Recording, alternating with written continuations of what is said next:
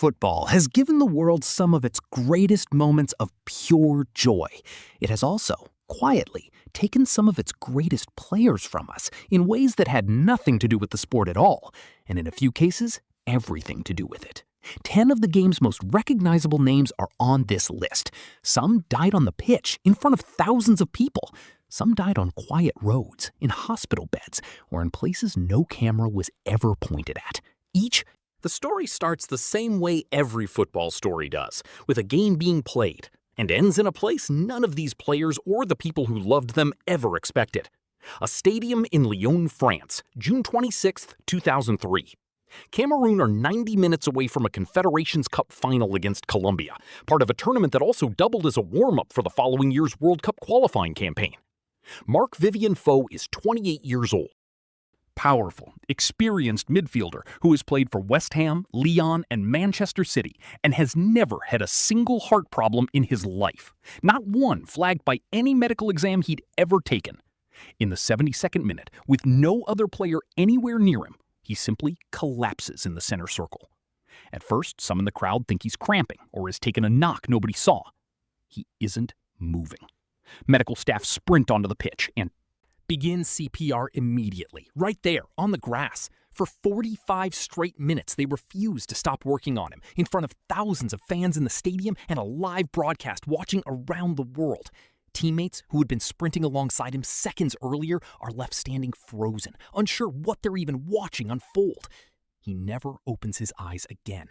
The autopsy later reveals the cause: hypertrophic cardiomyopathy, a hereditary thickening of the heart muscle that had been quietly building inside him for years, completely undetected by any screening he'd undergone, waiting for the one moment his heart simply couldn't keep up with his own body anymore.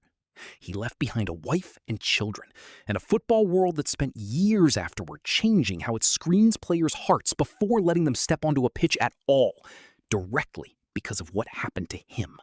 That day, Fo's heart failed without a single warning sign. For the man many still call the greatest player who ever lived, the warning signs were everywhere for years, and nobody could stop what was coming. Diego Maradona lifted the World Cup in 1986 as football's most electric, most controversial talent, a man who could win a game almost single-handedly, most famously against England in that same tournament, scoring one goal with his hand and minutes later, another that's still shown as one of the greatest solo efforts in history.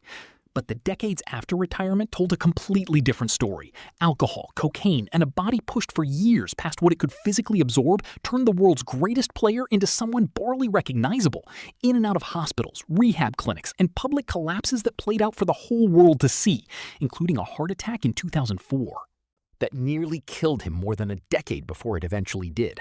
By November 2020, Maradona was recovering at a rented house outside Buenos Aires after emergency brain surgery for a blood clot. He seemed to be improving, well enough that doctors had cleared him to continue recovering at home rather than in hospital, a decision that would later be scrutinized by prosecutors investigating his medical team, several of whom were eventually charged with homicide over the standard of care he received in his final weeks. Then, on the morning of November 25th, while he was asleep, his heart simply stopped. He was 60 years old.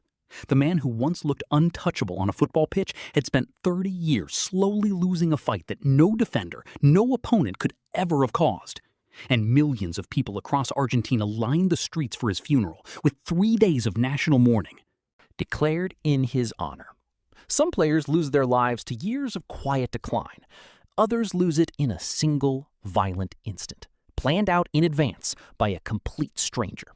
On July 2, 1994, Colombian national team captain Andres Escobar walked through a parking lot outside a nightclub in Medellin, back home after a World Cup his country had entered with enormous expectations. Days earlier, in that same World Cup, he had deflected a cross into his own net, an own goal against the United States that knocked Colombia out of the tournament in the group stage after they had entered as one of the pre-tournament favorites, ranked among the best teams in the world. The mistake lasted less than a second on the field. It would cost him everything.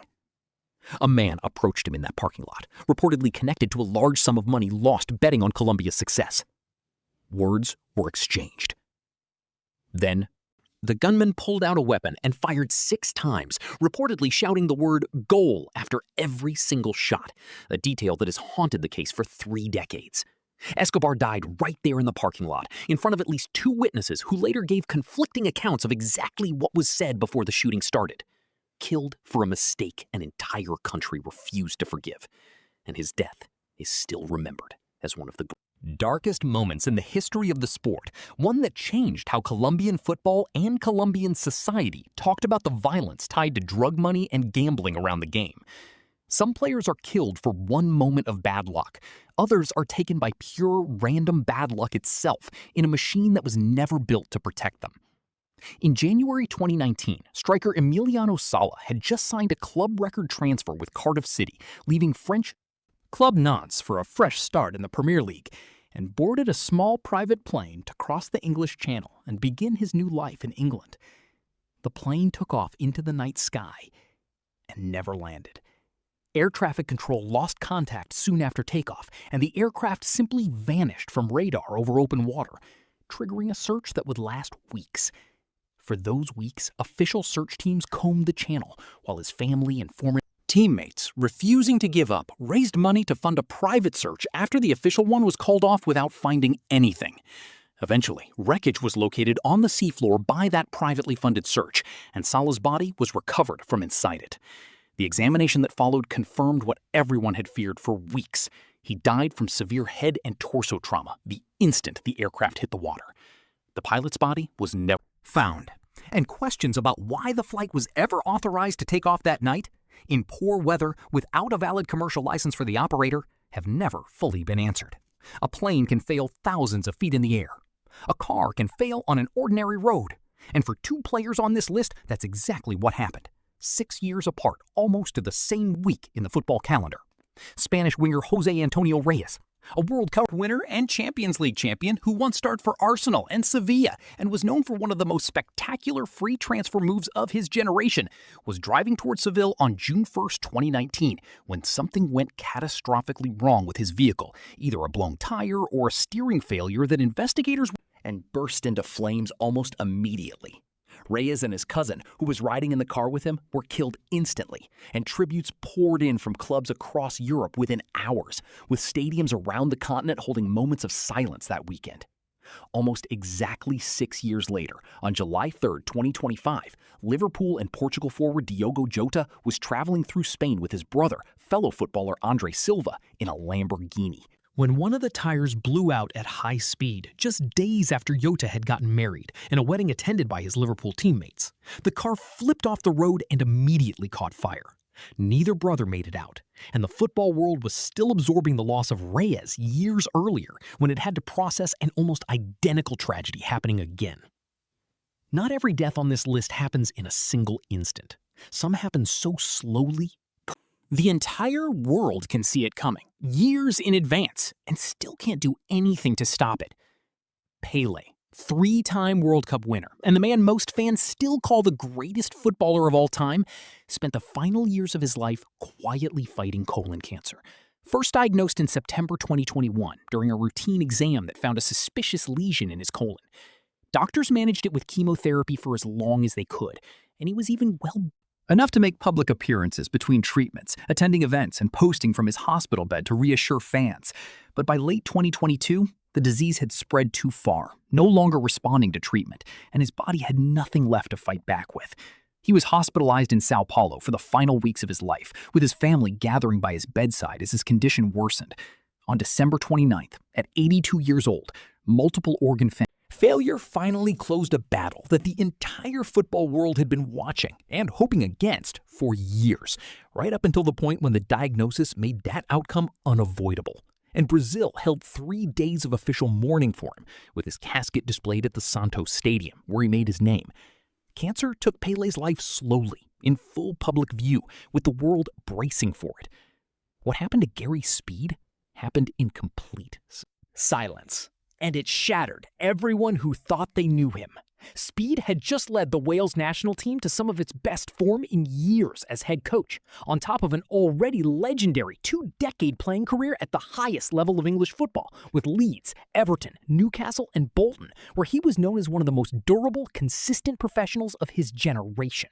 He had appeared on the BBC's Football Focus just the day before His death, seemingly in good spirits, discussing his team's upcoming fixtures normally. There was no public sign of any crisis, nothing that friends, family, or teammates said they noticed beforehand. On the morning of November 27, 2011, his wife found him at their family home. An ambulance crew arrived and tried everything medically possible to revive him. It was already too late. More than a decade later, people who knew Speed well still say they never saw it coming, and his death remains one of the most difficult the sport has had to process, prompting a wider, ongoing conversation in football about mental health that hadn't really existed publicly before. Every death so far on this list came from disease, from violence, or from an accident no one could have predicted. The next one came from something that sounds almost impossible: a goal celebration. On October 14th, 2014, 23-year-old Indian midfielder Peter Biaksangzuala scored an equalizing goal for Bethlehem Venkflang in a Mizoram Premier League match against Chanmari West in front of a home crowd that erupted the moment the ball hit the net. In the celebration, still on an adrenaline high, he attempted a somersault, something he and his teammates had reportedly done before without incident. This time, he misjudged the rotation completely. A split-second error in a move he had likely performed dozens of times before without any issue, and landed directly on his head. The impact severely damaged his spinal cord, and he lay motionless on the pitch as teammates rushed toward him in panic, some of them in tears as they waited for medical help to arrive. He was rushed into emergency surgery and placed in intensive care, and doctors fought for 5 straight days to keep him alive, even considering flying him to a specialist hospital in Delhi if his condition stabilized enough to travel. On the 5th day, he died. Killed not by an opponent, not by an illness, not by a car on the road, but by roughly half a second of celebrating his own goal. His club later retired his jersey number in his memory, and the incident led several Indian leagues to informally discourage acrobatic celebrations afterward. And then there's one death on this list that had nothing to do with the sport itself and everything to do with the world around it. Sulleman al-Obed was known across Gaza as the Palestinian Pelé, a forward who scored more than 100 goals over his career, including 24 caps for the Palestinian national team, and became one of the most beloved sporting figures in Palestinian football, admired for a playing style and scissor-kick goals that reminded people of the Brazilian legend himself, a comparison he reportedly took real pride in. On August 6, 2025, at 41 years old and already retired from playing for several years, he wasn't anywhere near a football pitch. He was standing in a line for humanitarian aid in southern Gaza, trying to get food for his wife and 5 children during a hunger crisis that had gripped the territory for months, when gunfire broke out at the site. He was struck, killed almost instantly, according to the Palestinian Football Association, a football legend who had survived years of war around him, only to lose his life waiting for something as basic as flour. His death was mourned publicly by some of the biggest names in world football, including Mohamed Salah, who publicly criticized a tribute from European football's governing body for failing to mention how al-Obed actually died. 10 players. 10 completely different ways the game they loved and the world around them took them far too soon. A weak heart nobody could see, undetected until the moment it gave out in front of a stadium full of people. Decades of damage nobody could reverse, no matter how loudly the world hoped otherwise. A bullet fired over a game and a bet that never should have decided anyone's life. A plane that took off and simply never landed, swallowed by open water. 2 cars on 2 ordinary roads, 6 years apart, undone by nothing more dramatic than a failed tire. A disease given years to run its course, watched by an entire sport that couldn't do anything but wait. A silence nobody understood until it was already too late to ask any questions. Half a second of celebration that turned a moment of pure joy into a funeral 5 days later. And a war that had nothing to do with football at all, but took one of its brightest stars anyway, standing in a line for food. Different games, different countries, different decades, but the same result. Brilliant careers and lives cut short in ways that had almost nothing in common except the sport that made these men famous in the first place. The grief it left behind in 10 different countries, and the fans who are still, in some cases, waiting for Case only months after the fact.